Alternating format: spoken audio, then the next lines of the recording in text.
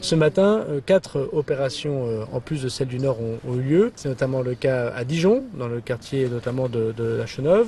C'est le cas dans l'agglomération lyonnaise, où plusieurs quartiers sont concernés, notamment dans le quartier du Tonquin à Villeurbanne, où je me suis rendu pour travailler ces opérations en amont la semaine dernière. C'est le cas en Seine-Saint-Denis, dans les Hauts-de-Seine et dans le nord de Paris, notamment à Sevran, notamment à Colombes et notamment dans le nord de Paris, je pense à la rue de Crimée.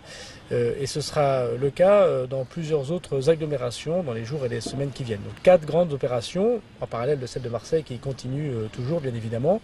Il y a eu au moment où je vous parle plus de 187 interpellations d'objectifs qui ont été interpellés très tôt ce matin, notamment avec l'ensemble des services de police et de gendarmerie. Je les en remercie, ils sont actuellement en garde à vue. Et il y a des opérations de présence désormais sur la voie publique pour lutter contre le trafic tous azimuts, de sécurisation des gares, c'est notamment le cas en Ile-de-France, et de contrôle, comme l'a dit Monsieur le Préfet, par ailleurs des douanes, que je remercie de contribuer à ces opérations. Nous avons un objectif de 850 personnes à interpeller.